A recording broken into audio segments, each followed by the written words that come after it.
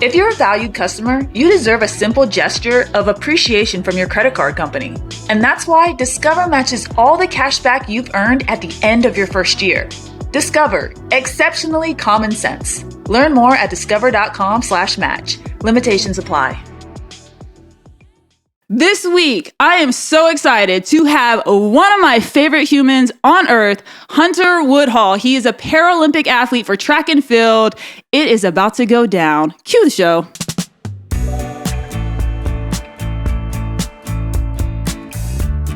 Welcome to the show, Hunter. Thanks so for having glad me. to have you. I'm honored to be here.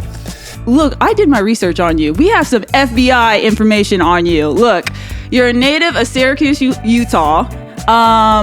Born. I'm not even gonna try to say what you were born with. Do you want to tell people? This is a very. I think I'm it'd not be a doctor. funnier if you tried to pronounce it, but yeah, I got you. You want me to say it? Okay, I'm gonna go for it. I'm just gonna murder it. Okay, this is how you guys know I'm an athlete. Let's hear it. Hunter was born with fibular congenial he was born with the defect. Fibula humilia, a congenital bone deficiency. Hemilia. Even you even said it, and I still can't say it. It's all right. Well, basically, is that a birth defect? Yeah, it's a birth defect, and it's really rare. So it's one every few thousand babies. So it doesn't come up very often. So I'm not like totally surprised you don't know it. A little disappointed, but I'm not gonna hold it against you. And basically, I know, especially what it since I is, follow you. I don't say that much. It's like I'm missing like my fibula in both of my legs, so my lower limbs. I don't have that. My ankles were fused, which means it's just there's no movement there. I had 9 toes, which I feel like is a little bit like of a flex more than anything. And they were just crooked, just bad, just all over the place, just like not great. That is just, you just dumped it. I'm never going to complain again about anything in life. Yeah, you just literally just, I mean, I had a birth defect too. It was a spinal defect, but dang, you literally are just, I have nothing else to say. The show's a wrap. We're good. Yeah, let's head home. Let's be out of here. I know. So when this happened, like how old were you? Like you're born with it, but then how long before you started with the you said you don't have your lower legs, you're an amputee obviously because you compete in the Paralympics, but when did this process all start? Like this has got to be heavy. You look, for people that don't know you, because I kind of know you. So I know the Hunter who's on TikTok, who's on Instagram, and you make these hilarious, funny, heartwarming videos. So even though you just dropped something very heavy, it's like you really show people on a day-to-day basis what it's like to live with what you've gone through and just the knowledge that you provide on a daily basis. It educates a lot of people. Yeah, definitely. I think that's like the kind of where I've found my purpose and where I've found like enjoyment in what I do is like I've been through a lot of hard things. And for me, like through that process, I've realized and I've met with and experienced a lot of other people that have also gone through hard things. I think like in life, like everyone goes through things, same with you, like with your birth defect. And like, obviously that's not the end of the hurdles that you've, went through in your life. And it's like, everyone has these things and it's all just about like, understanding and relating that we're all humans, we all have issues. And it's like, man, if somebody can be comfortable with my situation and things I've been through, then I would hope that they would be comfortable with their situation. And it's all just, it's all connected. So, I mean, no burden is heavier than another, but. Amen to that. So when the doctors, were with your family and then walking them through that steps, what did they actually, I know you're about to make a pun because that's the type of person you are. Like what did that transfer? I mean, I know originally you had prosthetics before you had, we called them in track and field the runner blades. That's what most people see now at the Paralympics. But at first you had the prosthetic legs. So I'm kind of clueless, and you would think I'd be more knowledgeable in this, but like the prosthetic legs, what can you actually do with that activity-wise? Like, were you able to do much? Because I know you played sports growing up as a kid, but like, were you using the prosthetic legs, or were you already using the blades? How did that transform? Yeah, for sure. So to like bring it back a little bit. So when I was born, like initially they were just going to try to like cast my legs and put them back into place. And they thought that I would just be able to like I don't know, walk it off. I don't know. And then after Walk it off. a few Now walk it months, off. they figured it just wasn't going to happen. So then my parents found some other specialists who suggested amputation. So I got my legs amputated when I was... At what age for the amputation were they 11 suggesting months. that? Wow. So they want to do it right before you start walking. So it's like when you're healed and you get those prosthetics, then you can kind of follow that natural progression of life and like learn to walk like that. So they do it pretty early. So 15 months old is when I got my first pair of prosthetics. And like what you're talking about, I started walking and learning to live with just like a normal prosthetic, which is basically just like a cast around my lower limb and then like a prosthetic foot connected to that. So up until I was in like 5th grade, that's all I used. And I used that for basketball, football, soccer, literally any sport I did. So they're not like... But like how functional was that though? Because when I think of a prosthetic leg, I think of a very stiff kind of like not like compared to the blades, obviously. Yeah, definitely. Like, it's like a Doc Marten inside of a broken foot boot. You know what I mean? Like it's very stiff. So there's not a lot of movement. But it's like, it's one of those things where it's like you do the best with what you have. And for me, it's like, it's all I've ever had. So I was like, man, this must be what everybody else is dealing with too. And what sports did you play with those prosthetic legs growing up?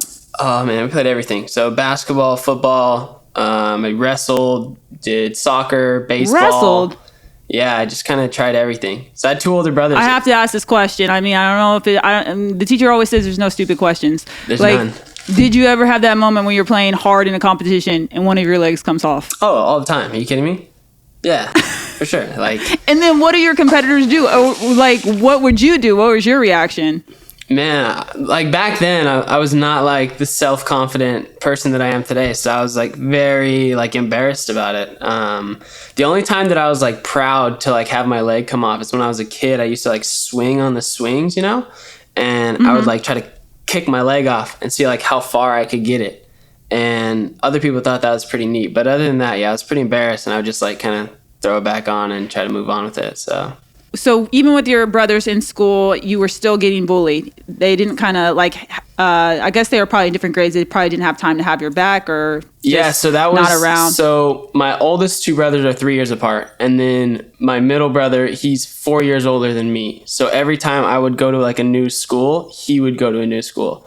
So in elementary, he was in junior high. When I went to junior high, he went to high school. So he was always like 1 year outside from me.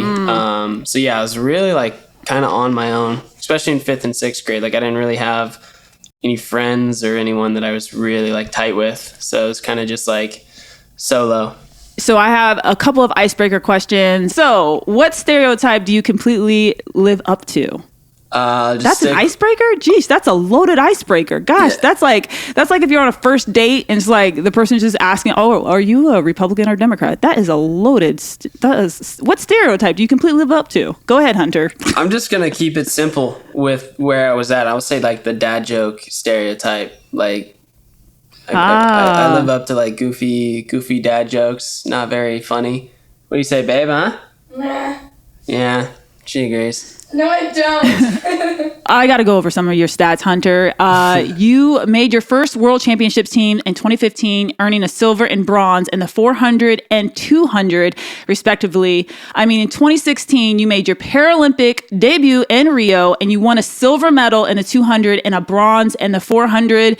Do I have to keep going on your stats? You got a ton of them. In 2017, you became the first double amputee to earn a Division I track and field scholarship, the first ever. That alone, like I got more respect for that than any of your Paralympic medals. Like you are running against dudes with legs. You're a double amputee and held it down, getting the first scholarship to a D1 university. I mean, now I'm pissed LSU didn't recruit you. I'm super pissed. No real like SEC school besides Arkansas recruited me, but story for another day. Respect to them. Respect for that. And then your freshman year at the University of Arkansas, Woodhall competed in the SEC division alongside able-bodied runners, and you held it down. And through the 3 years as a Razorback, you have become a 4-time All-American. And if you don't know what that means in track and field, that means you have made it to the finals at the NCAA Track and Field Championships, which is a huge honor. means you're one of the best collegiate athletes, and you are a double amputee, which is insane. And in 2021, you forgoed your last year as a senior of NCAA eligibility, and you turned professional. That's how good you are. So we got to talk about the latest Olympic and Paralympic news. Because you already have experience, you've already competed in Rio. Obviously, this Olympics and Paralympics is going to be quite different with the COVID protocols. So I got to get your intake. How do you feel about some of these new twists, and how do you think it's going to affect you in your competing and your experience as a returning Paralympic athlete? So let's just kind of go over some of the things that they have. So here are some of the new plot twists for the Paralympic Games. Athletes cannot hug or high five. Athletes cannot play tours. First off, athletes never really play tours, so we don't really care about that one. I can answer that one for you. Athletes must wear masks at all times unless they're eating, drinking, sleeping, training, or competing. Athletes are expected to be masked. And then the last one, vaccines will be available, but they're not required. So what about this hugging? Are you a hugger? I'm a big hugger. Yeah, for sure. I love hugs. High fives? You can't high five the person. Let's say you win gold. You can't even high five the person who got silver or bronze. That's a standard. That's the standard respect after a race. What are you going to do? Like air five? Come on. That's not going to happen. Someone's you're going to be so excited. People that win those medals at the Paralympic Games are going to be so excited. They're definitely going to hug. Yeah, you can set up a Zoom after the race and hug there. But not during. There's a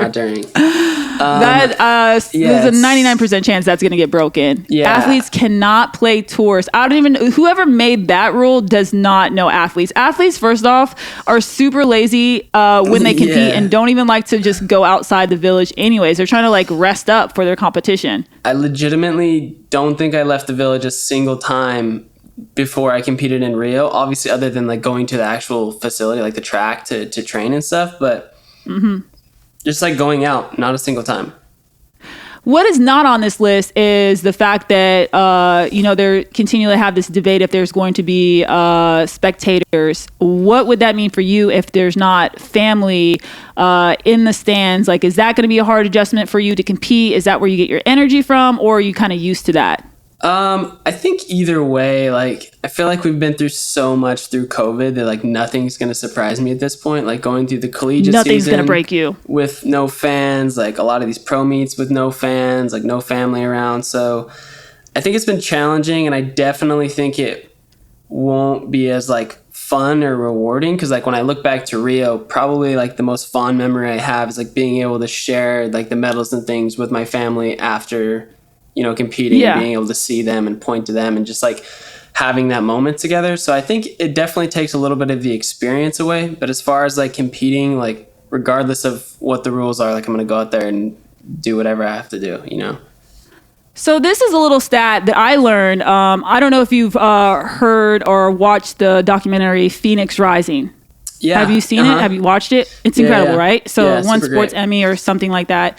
In it talked about how in Rio, the Paralympic athletes and their competitions actually had more spectators on any day than the actual Olympic Games. Did you know that? Yeah, I heard that stat. Yeah, I heard it. That's insane. That means you guys brought more people in on, I forget what specific days, than the actual Olympic Games. And so for when I'm asking you about what's it going to be like to compete without spectators, most people who think of Paralympics probably think, oh, well, the stadium's probably already half empty. They're probably used to that. But you guys brought in more than the actual Olympic Games. So I thought that was a cool little stat. You guys are just representing. So go ahead. I was just going to say, just like on that note, I think the Paralympics, I think and again, this is nothing against Olympics. I think they do a really amazing job. Like, I think it's great, but me with my bias talking about the Paralympics a little bit, I think they do a really great job at like being inclusive. And I think like that's the message of the Paralympics. And it's like a lot of those people who come and watch, it's like, it's very inviting. It's not like we're not better than anyone. So I think there's a lot of like community around the Paralympics, and it's just like all the stories that come out of the Paralympics and the things people have been through. I think it's very relatable. Like just kind of being able to see the struggles and the things that people have been through and where they're at now. Well, it's definitely more inspiration. I mean, if you think about all the stories, I mean, everyone's overcoming to just even do things that sometimes others take for granted. I mean, the stories are just iconic and you can just draw encouragement off of them. And so I think that that's why, I mean, I personally love watching the Paralympic Games. So the emotion is just so raw and real. And man, I'm excited to watch you guys compete coming up. Yeah, me too. And I will say on that note, I mean, yes, I will be sad if my family and friends can't be there to watch me, but I will be more sad if I'm not able to watch Tara compete in Tokyo. Like, I really, really, really want to be there. Like, I think I can be on my own when I compete, but it's going to be really tough if we can't. Yeah, you got to be there to do that second fake proposal, huh? Yeah, exactly. See? We're on the same page. And now, a message from Discover about rewards. If you're a loyal credit card customer, you should be rewarded for your loyalty. Preferably with something that's useful, like Cashback Match, for instance. Discover matches all the cashback you've earned at the end of your first year. Finally, rewards that make sense. Discover, exceptionally common sense. Learn more at discover.com/match. Limitations apply. Hunter, is there anything else that you want to share news-wise? Man, hot off the press. Let's see. Okay, I'm just going to spitfire some things. My clothing line, giant hoodies. Coming into wintertime, it's about to get cold, so definitely check that out. Okay, Hunter, I'm actually mad about this clothing line because it's called Giant Hoodies, and you know I have gained 30 pounds for bobsled. I'm literally, you follow me on Instagram, I follow you, and where's my giant hoodie? It's on the way, actually. It's funny you asked. Okay. Like, it's like in the air right now. They look super comfortable. They super I want one. Okay, so you got the hoodies. Hoodies are doing great. Just did the Paralympic trials, made Tokyo, so Tokyo's hot off the press. And then other than that, it's just like the social media. Check out the social medias. Everything kind of rolls out there. Yeah, how do you, I gotta ask, I really just gotta ask this. How do you stay up with the TikToks? I mean, I sound like a 40, I almost say I'm 40. Okay, dang. I just aged myself to Hunter. We're gonna edit that out. Anyways, how do you stay up with the TikTokos?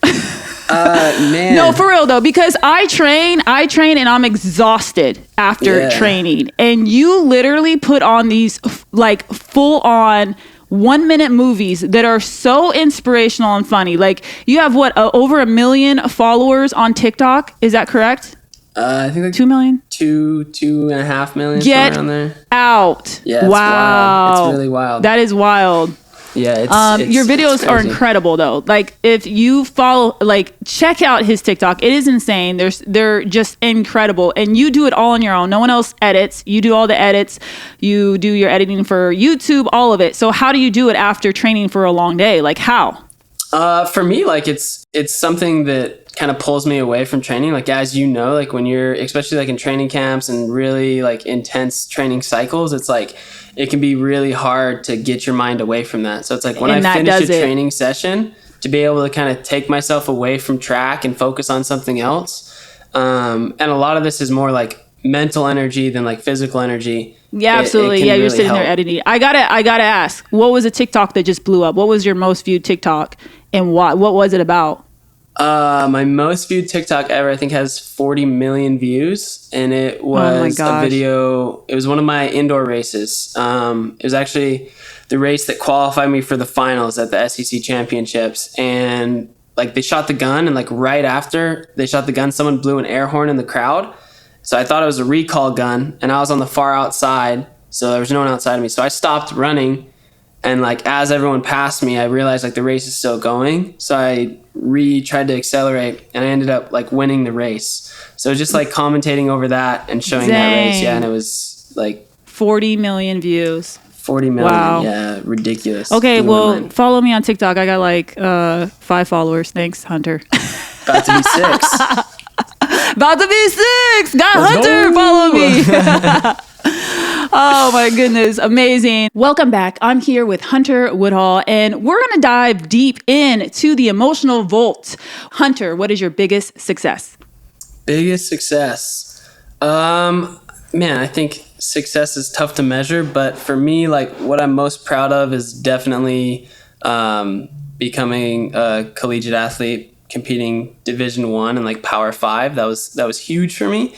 And it was probably like, besides really early in my life, like times that I could remember and really be cognizant of what's going on around me, like I don't think there's been a time where more people have told me that it's not possible than running Division I and running Power 5. One, just because no one had ever done it, no one really knew the process of it, and two, like coming through high school, like I was nowhere near fast enough to be competing at a Power 5 level, and it was just like so clear to kind of see the disbelief that was going to be possible. And then just being able to share that, like, especially with my mom and dad, like the pride that they had and being able to kind of do that for them was really special for me. So. But you're kind of used to overcoming impossible odds just because, right, when you're born, didn't the doctor say you would never run, correct? Yeah, I said I would never walk. Yeah. I mean, that was the initial thing. And it was like, I credit that to my parents. Like, I mean, I don't remember that. I don't remember being told that. And I think, like, if my parents had taken that information and been like, yeah, you're probably right. Like, our child is probably not going to be able to do all these things, and just kind of given up on me, like, I probably would have given up on myself. But they really instilled that in me at a young age of like, hey, we're not going to take this. We're not going to listen to these people. We're not going to do any of this. Like, you got to believe in yourself. And they would push me to do things that, you know, I maybe wasn't comfortable with doing. And they would always say, like, it's not that you can't do it, it's you might have to find a different way to do it. And that was always the way I was raised. So I think it just kind of carried through until now, really. So you turned something that would absolutely crush and defeat someone and turned it into like one of the most amazing victories, becoming the first double amputee to get a D1 scholarship. Would you say that is like the mountaintop for you? Like, did you feel like that's like one of the ultimate successes? Because no one's ever done that before but you. So yeah, how did that feel? I mean, obviously, was that like the highest of the high peak, just overcoming something that you literally have paved the way for so many more that will come after you? Yeah, definitely. I think that was definitely like a big peak for me. And like you said, it's like you said, I took something that would have destroyed other people, and I want to make it very known that it did destroy me. Like, it put me in like the lowest of lows. I was at rock bottom. Like, I was at a point where I didn't even want to live. So it's like I came from the very bottom, and that was kind of like that pinnacle of like, man, I finally made it. And I think it's so important to know, because like, I'm sure you've seen this a lot too. Like, people will see you when you're at the top, or when you do that thing, or when you're on game day and everything's going right, but they don't see the years of things that happened before that, the hard work, the low times, the depression, like all of these things that you had to get through to get there. And they're like, man, maybe I'm at that low point. Maybe I'm at rock bottom, and they can't see a way to get to where they want to be, the way to the top. And I think understanding and making that connection that like me, you, and a lot of other really successful people have been to that place and maybe go back from time to time. And, you know, that's just, there's such a possibility of overcoming and continuing and following your dreams and making it happen, even when it seems like really out of reach. When it's all over. That's so well said. I mean, I had my teammate Kaylee Humphreys on, and she's a 3-time Olympic gold medalist, so I would probably have to edit this out. I don't know, because of the order. But we were arguing over my podcast name, because it's Gold Medal Loser. And she's won so much. Kaylee's won so much. She didn't really understand it, you know? And like, for me and you, losing is like not something that's necessarily a bad thing for us. For me, I look at losing as motivation, as fuel for my fire. And you just said it, like, it doesn't mean I wasn't crushed. It doesn't mean I wasn't broken, but you use that. And now look at you, you're breaking records. You have made history. You have, paved the way for so many others after you. So you're absolutely a champion in my mind. And I just love your story. Super inspired by it. I hope other people are as well. I appreciate that. I think it's pretty funny. I don't know. I'm sure you didn't follow my time in Rio, but so I won a bronze in the 400, right? And then going into the 4x1, we were the world leaders. We ran the race, won the race, broke the world record, had a gold medal. We're like doing our victory lap, and then going into the tunnel, like doing our interviews. Like, the first question they asked was, "Hey, how do you guys feel now that you've been DQ'd?"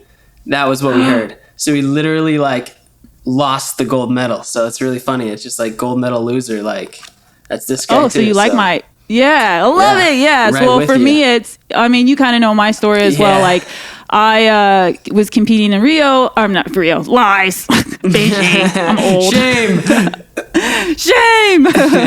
I was competing in Beijing, hit the hurdle, and it cost me Olympic gold. And that fueled me to go on to compete in the Summer and Winter Olympics, which is something that only a few people have done.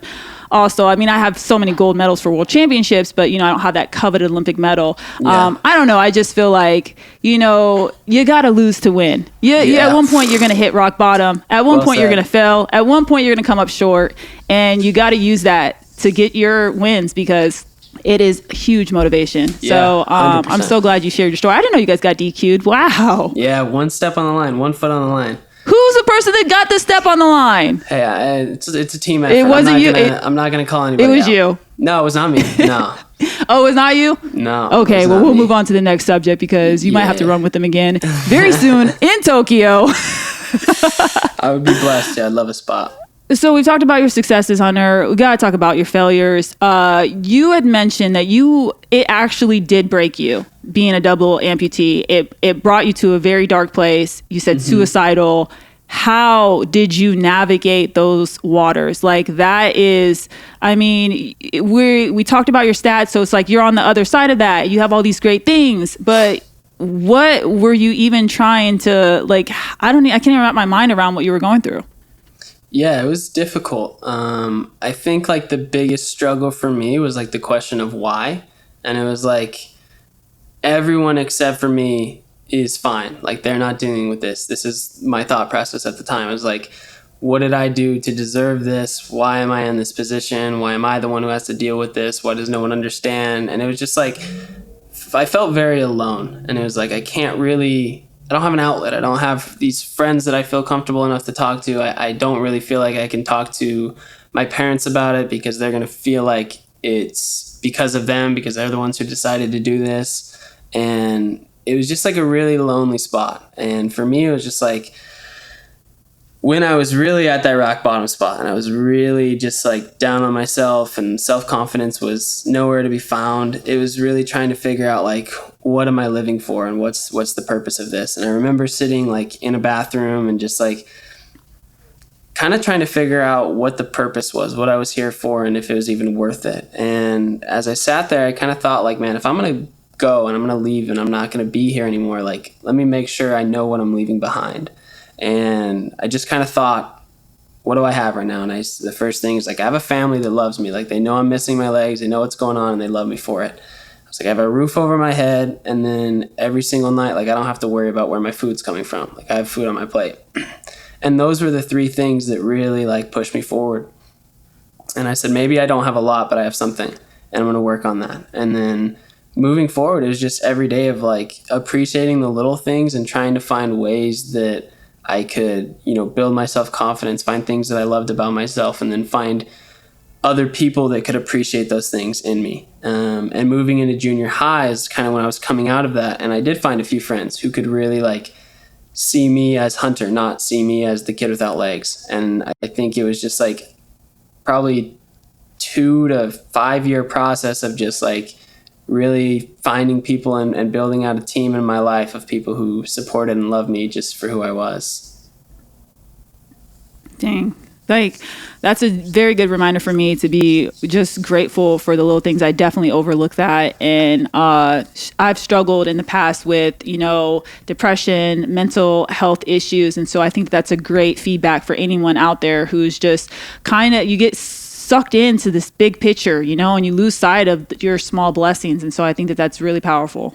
Yeah. And I mean, another thing is like, it's not like a one and done thing. And I'm sure you understand this too. Like, they always say like things get better, and things do get better. Things always get better, but it's like understanding that there's always highs and lows. Like, Tara and I are big proponents of like mental health, and Tara's been very open about, kind of some of the mental struggles she's gone through. And it's like, there are days where you're not going to feel great. And it's like, that's why it's so important to find those people who genuinely really care about you and love you and want to see you succeed, so you can, kind of bounce off those people. And it's like, Tara and I are very much those people for each other. So when she's down, like, I try my best to be there for her and support her, and vice versa for, when I'm having a hard day. So I think it's important to understand, like, it's okay if you're not feeling 100% every single day. It's okay if you don't feel like you want to go to work or want to go through a training session or do those things. So it's okay. And it's just about, like you said, just getting through it and finding,